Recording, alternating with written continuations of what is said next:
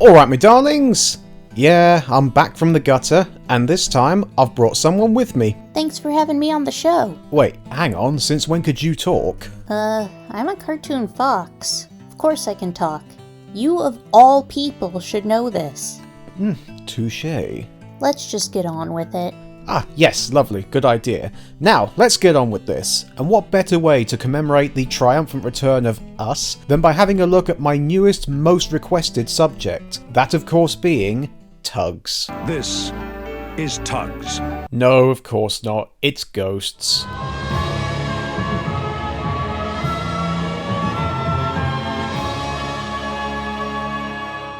Yes, the latest project from the Horrible Histories troupe, and one that has been just as, if not arguably, more popular than Horrible Histories was. Well, I'd say it's time we took a look at it. You lot have been dying for us to get to it. I'm starting to regret this already. It's been very clear that people want me to review this, as most of the comments on my Horrible Histories video have been people telling me about it. And the rest have been about how you got the actors' names wrong. That's true, so I feel as if I don't really need to have an introduction to the Horrible Histories gang or their previous successes because I've already done a video on that. But let's be nice and do it anyway. So this group of people are the ones who are responsible for making the acclaimed award-winning Horrible Histories TV sketch series that ran from 2009 to 2013. And with the end of the series heralded my end of watching CBBC. This group, consisting of Matthew Bainton, Martha Howe Douglas, Simon Farmby, Ben Whitshaw, Jim Howick, and Lawrence Richard. Did I get it right this time? These six were the backbone of the series, not just being the main players, but they were also the writers of the series too, besides the original author Terry Deary of course. And they managed to propel what could have been a disaster of a show into one of the biggest franchises in BBC history. After the success of that show, the group then moved on to the series Yonderland for Sky, which was an okay show and it did give them a chance to be more experimental conceptually for what they could do with the show, and they had a much higher budget, so it meant they could use much greater effects, props and sets and such, but it didn't really have the same charm or likability that Horrible Histories had. After bouncing around at various different projects after this, the group are now finally back with a vengeance with their brand new show which premiered in 2019, and it's certainly been quite a success, if only based on how much my fan base keeps telling me about it. As much as I love these guys' previous work, I was worried about coming into an adult version of their work, as many people who start off doing kid stuff that then try to transition into adult stuff just can't quite get it to work very well. Yonderland was a great example of that. I mean, it was okay, but didn't feel as if it warranted being an adult show, as it very rarely felt adult, and the times where it was, it just felt kind of awkward. So, it's been a long time coming for these guys to do a more mature project that overall worked, both creatively and commercially, since Yonderland wasn't great in the former and Bill wasn't great in the latter. So, have they finally found a good balance? I do want to say straight off the bat, and I know this may seem like a bit of an odd criticism, but the title is rather generic. I mean, it gets the job done in describing the show, but it's not all that memorable. I do wish they could have been a bit more creative with it, like, what about Haunted Histories or Death Finds a Way or something like that? What about Dead Man's Party? No, something else already used that name. So what's the premise for the series? Well, it all centres around a place known as Button House. I guess Mr. Spoon had to downgrade when he couldn't afford the rent on Button Moon anymore. After Button Moon, we followed Mr. Spoon. Unfortunately, much like the actual show Button Moon, the house seems to have a rather creepy undertone to it. But instead of it this time being from creepy marionettes, this time it comes from the fact that it is riddled with ghosts. All from people who have died in or around the house area in the past 4,000 years. In chronological order, there's Robin, a caveman who used to live on the land where the house now sits. This is my house. It was mine first. No, that's the land, not the house. It was there, isn't it? A basement full of plague victims who were buried in a mass pit underneath the house. Oh gosh, look, Mick, it's you! How do you know? A Tudor nobleman who clearly came into the wrong end of an axe, or so he'll have you believe, called Humphrey. God, I love this house.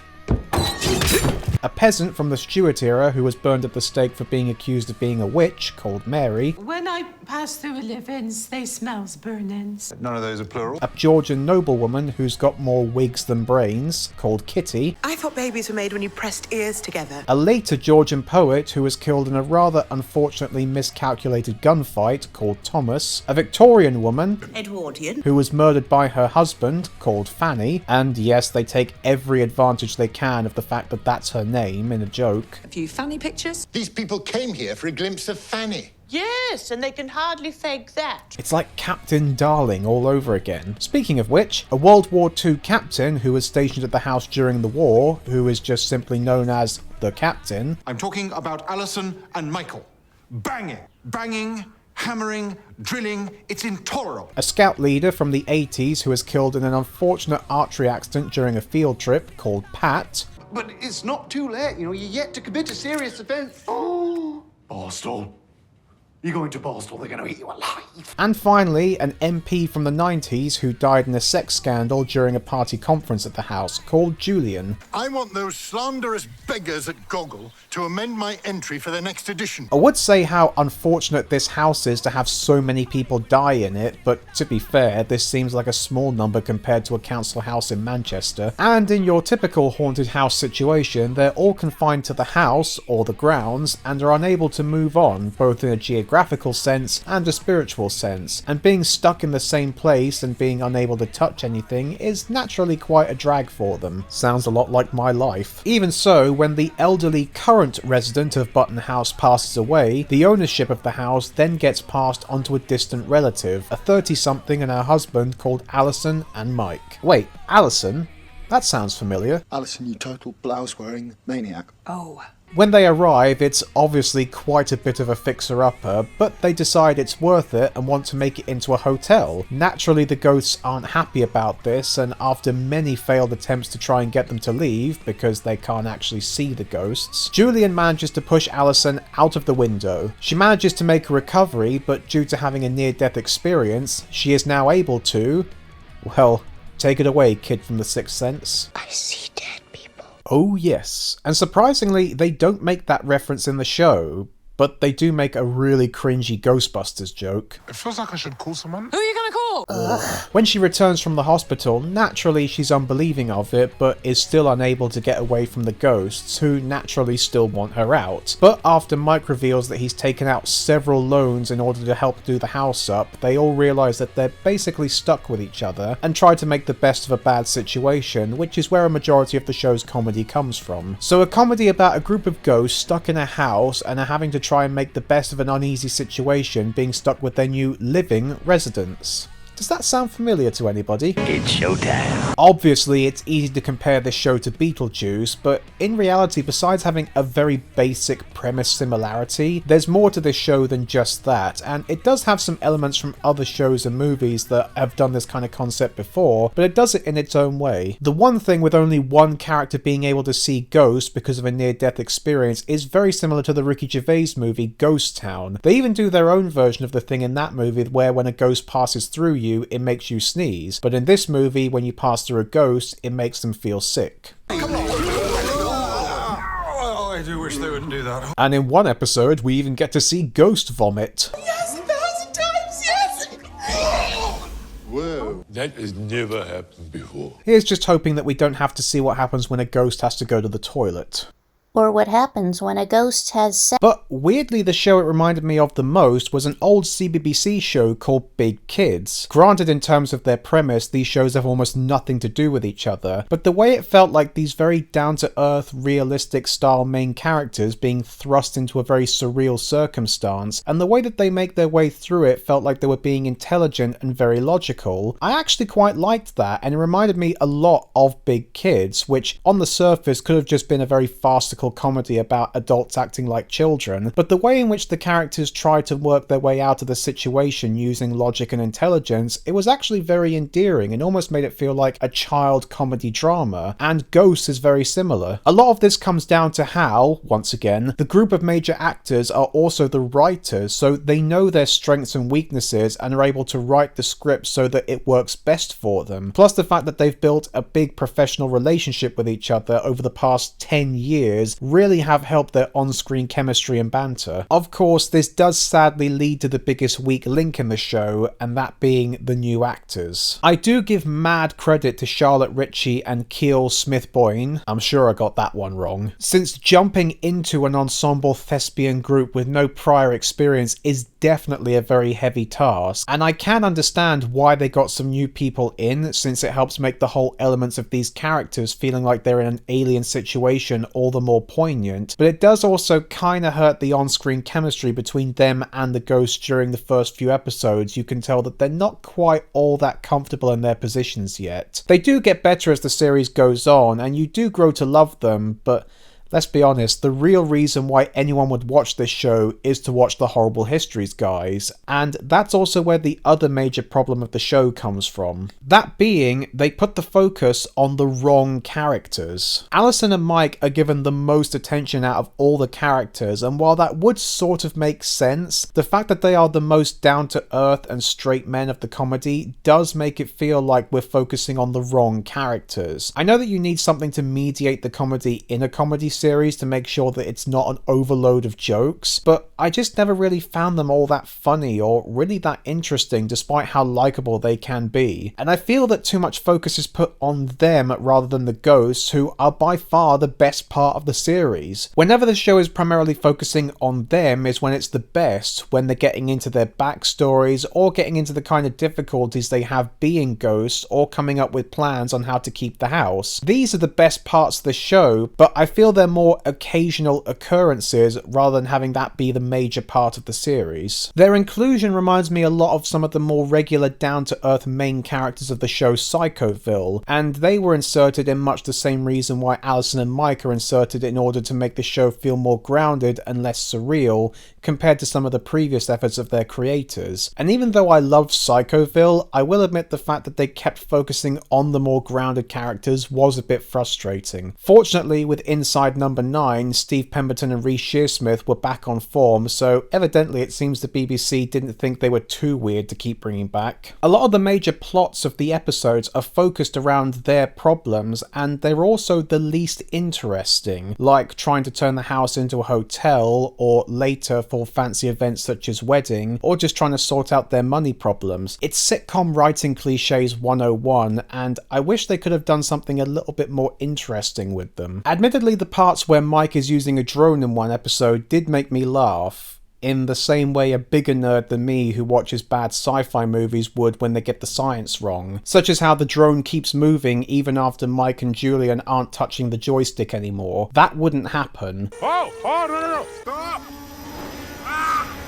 What's your problem? That's your finale! And also, if he's struggling for money, how did he buy that thing? I mean, I guess he could have gotten it second hand, but even a pre-owned drone with one battery and no extras will set you back quite a bit. Believe me, I know. And that camera he bought isn't cheap either, so how did he afford them? I guess I'm just mad because I want more jobs as a filmmaker, so when people figure out how to do it themselves, it's annoying because it means less work for me. Maybe your slogan should be, "You're too useless to film it yourself. Make me do it instead because I'm even more useless." It's not too late to go back to being a stuffed toy on my shelf. It's also rather frustrating that Mike, even up to the most recent episode, can't see or hear the ghosts, and while that is a good idea for the comedy and character dynamics to have one to see them and one that can't, besides the episode Bump in the Night, they've really not done a whole lot with it besides some small sight gags. How many burglars are there?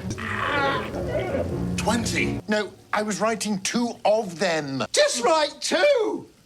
Well, you know, hindsight is a wonderful thing, isn't it? So I really hope they change that in the next series. I also much prefer seeing the ghosts because of the actors that play them, you can tell that they've really built up a strong professional relationship amongst each other and they work off of themselves beautifully.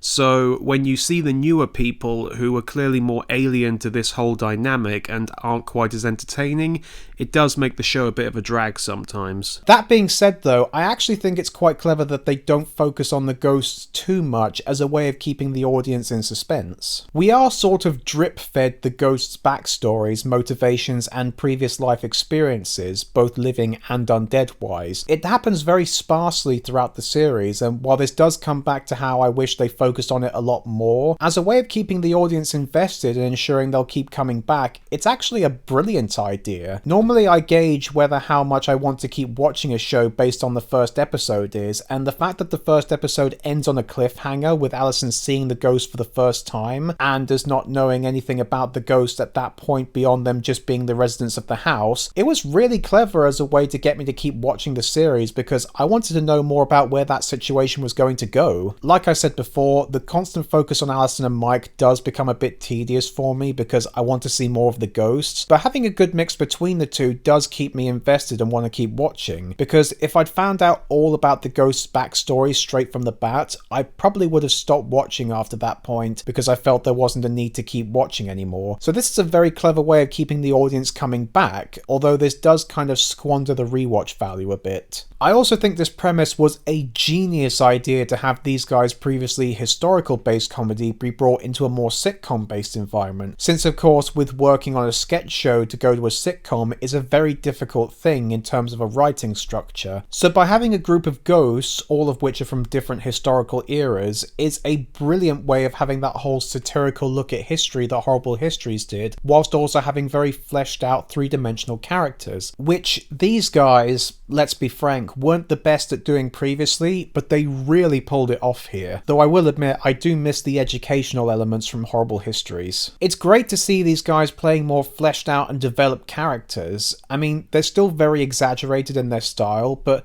previously they would never play a character that had more than 2 dimensions, but here they are very well realised and it gives them a chance to stretch themselves in terms of their acting. Plus seeing characters from different historical eras interacting with each other is very fascinating, and it leads to a lot of good comedy. We're probably all related, if you go back far enough. Yeah, you all come from me and my sister. Joking. Metal cow remembers what it sees. Through its one eye. Yeah, and it sends the memories through the cables... Worms, if you like, to the little window. Where the tiny peoples dance the memories. My favourite of the pack, Lawrence, as his performance as Robin and Humphrey are hilarious. With Robin's straight-talking, or rather grunting, style, the fact that he ironically comes off as the smartest of the group most of the time. Simple. You go up top, you come ground floor, and no jumping. You die. Time pass. Everything change. Family not come anymore. And the fact that it's just fascinating to see a caveman ghost for once. You normally don't see those in ghost stories. Then again, cavemen were buried with their arms and legs tied up, so their ghosts are probably not going to go very far. Humphrey is also a great occasional character, with a lot of great jokes about how he keeps losing his head all the time, and are much more funny than another show of a similar name. Mary, who is played by Katie Wicks, someone who I unfortunately neglected to mention in my original view of Horrible Histories, sorry about that, is very funny in her almost childlike innocence, and the fact that she is constantly scared and worried about things do make her entertaining. Would you eat that? Well, I hasn't eaten in 400 years, but no. She also sounds a lot like the BFG in the way she talks.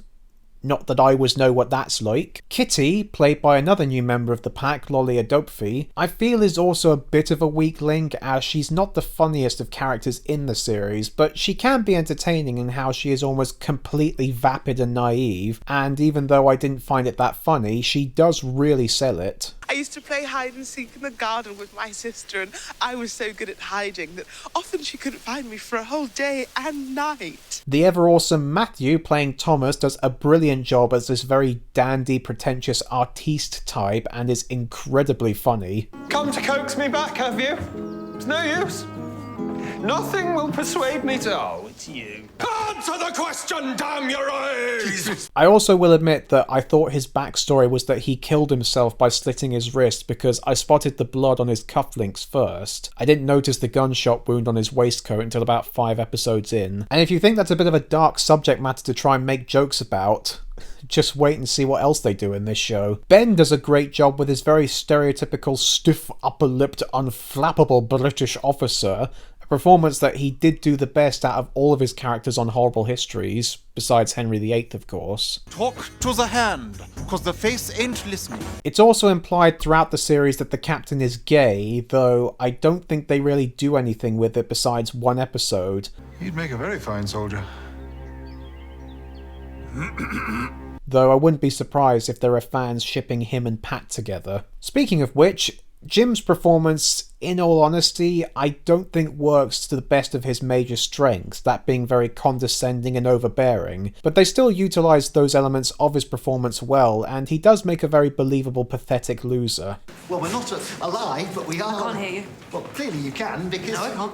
Well, it's just that you keep answering me, No, I so don't. why... AKA member of the Scouts. Martha's performance as Fanny is very similar to her performance as Queen Victoria, but it does really work as this very funny sourpuss old-fashioned lady, and the makeup they do on her is incredible, as is all the makeup in the series really. A lady employs a knife and fork. A lady pinches. Whores use rouge.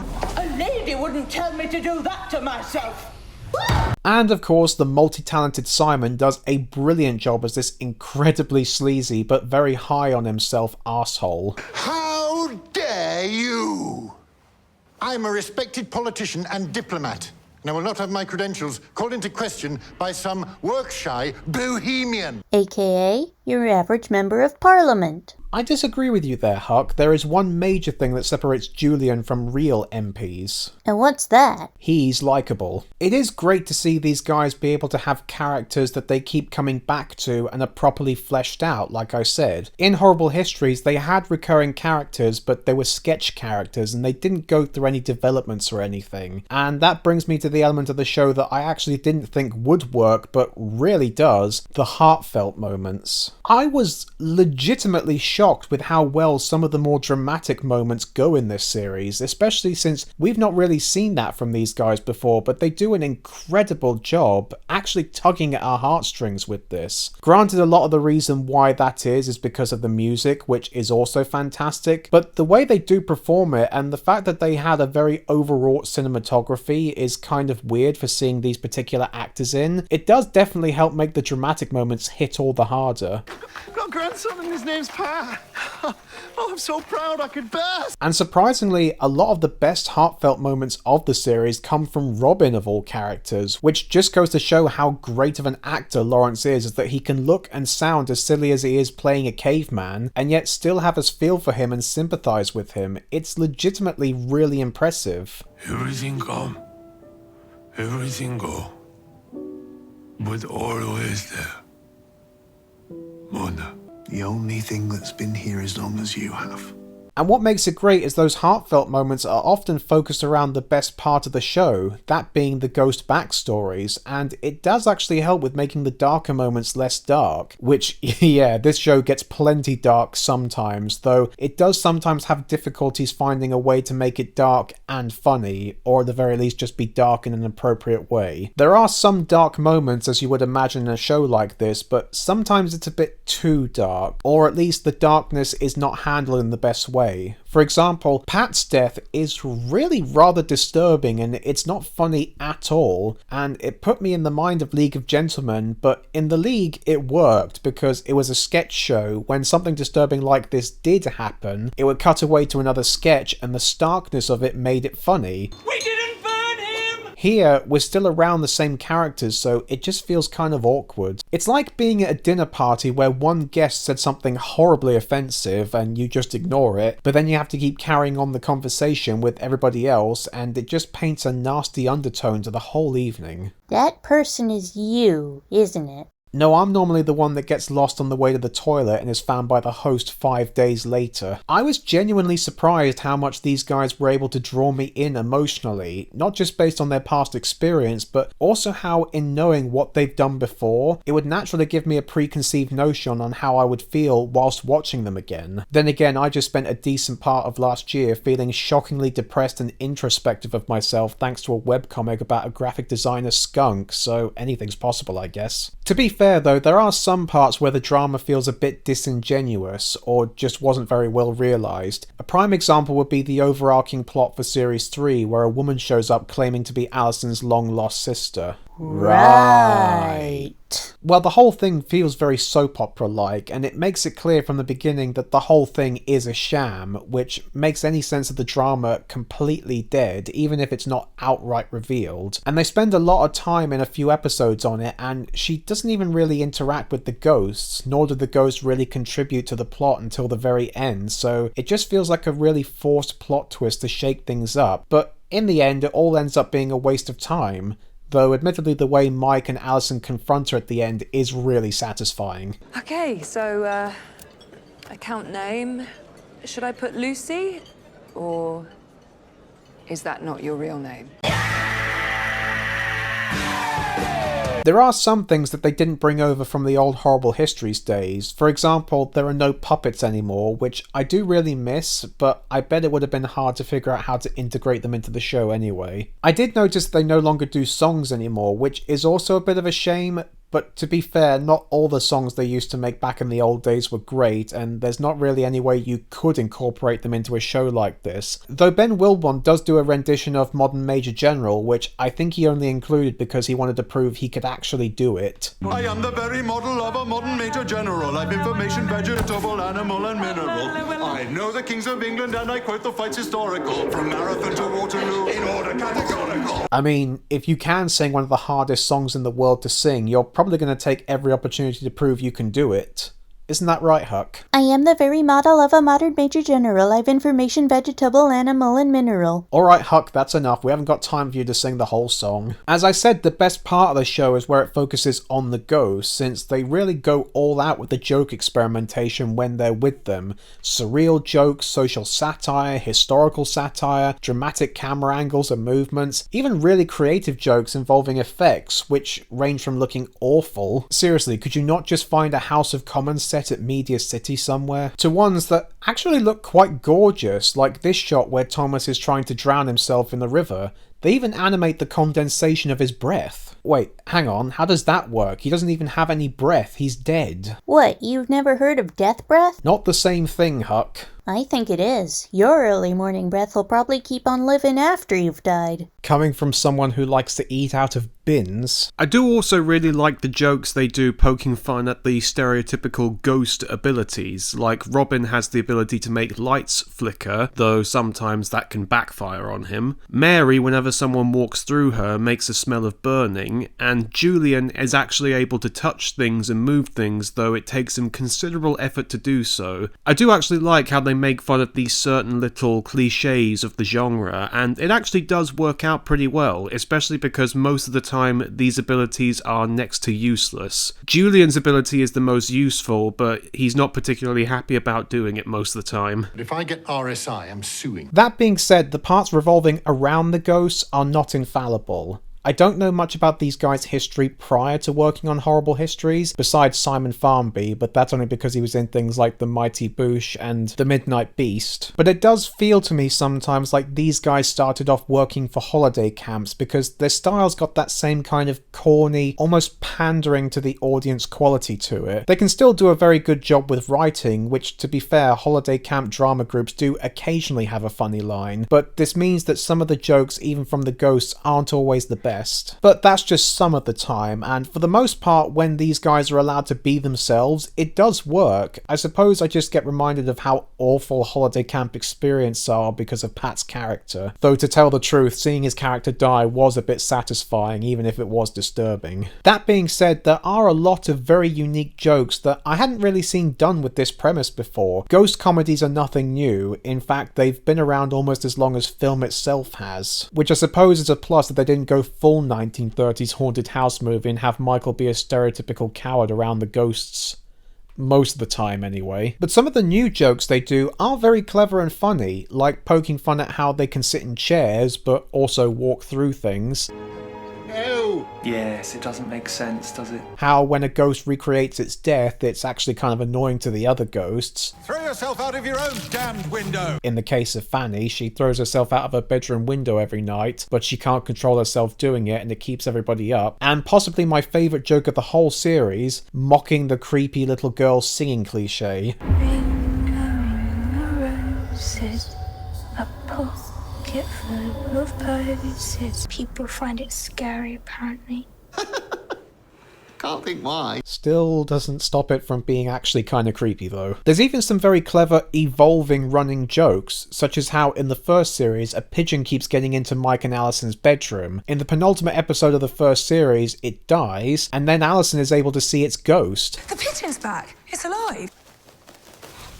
Oh, great. That's actually a really clever way to have a running joke that goes beyond what it started as. Sadly, one of the biggest running jokes, and the one that I find the most annoying, is Allison's inability to have a normal conversation when the ghosts are around. I was saying to Mike, just this morning... 'Tis the finest house in the county. Tell her it's the finest house in the county. I don't want to blow our own trumpet. Please, not now.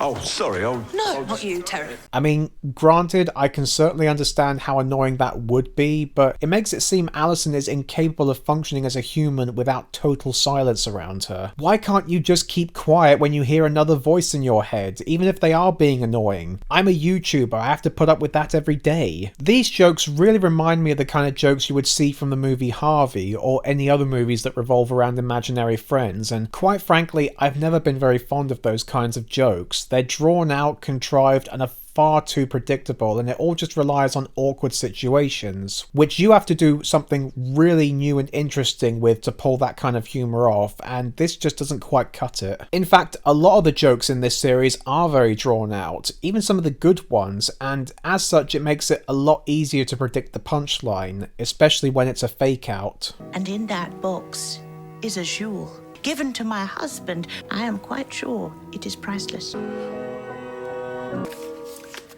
Sorry, darling, pawned it. You thieving See, even my abridged version of that joke you could probably tell what the punchline was going to be, and the real version goes on for about 2 minutes. It's a good joke, but the fact that it takes so long to get to the punchline really dampens how funny it is. However, funnily, some of the best jokes in the series are some of the smaller ones. In particular, when Allison sees ghosts outside the house, they really go all out to make these encounters memorable and funny, which is especially impressive since most of these ghosts don't even say anything, though when they do, it's hilarious. Hello. Hello. Were you mad about hitchhiking too? Huh?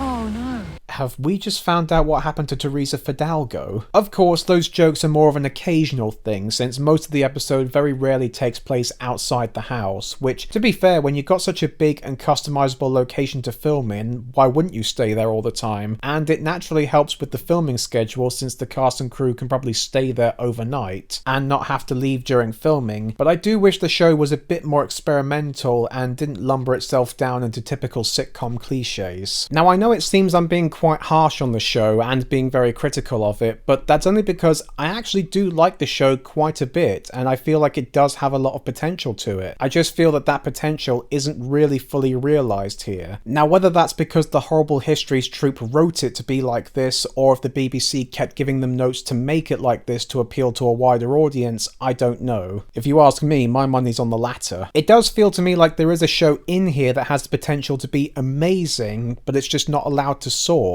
I've compared it many times to some of the previous work of Steve Pemberton and Reece Shearsmith, and I feel that if the show was allowed to go all out, it could actually be as good as some of the stuff they've done. Obviously not quite as weird or dark as their stuff, but you can definitely tell these guys took a lot of inspiration from shows like League of Gentlemen, and it feels like the show was trying to be the next version of that show, but it's just not allowed to. Granted, that could be in how, while The League was a very popular show, it's something that the BBC were sort of ashamed of since they felt it was too alienating to certain audiences, mostly down to some specific elements of the show that have come back to bite the creators in the arses of late, but we're not going to get into that now. Regardless of that, I certainly have no regrets in checking this show out. I did really enjoy it, and I do hope they keep it going, because I do feel there is a lot of potential here, and if they keep the show going, they may be able to realise it a lot better. Granted, I am slightly worried that won't happen, because we've now made it to the 3rd series, and most BBC sitcoms don't make it past 2, but Inside Number 9 has made it to 6 series and is still going strong, so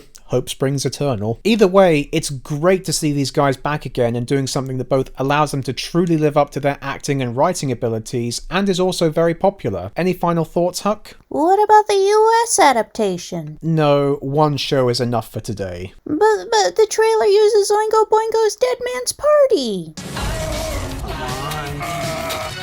One awesome song in a trailer does not a good product make. The first Suicide Squad movie is proof enough of that. But until then, I've had enough of this. I'm going on the other side to have a bath. Bye! Bye!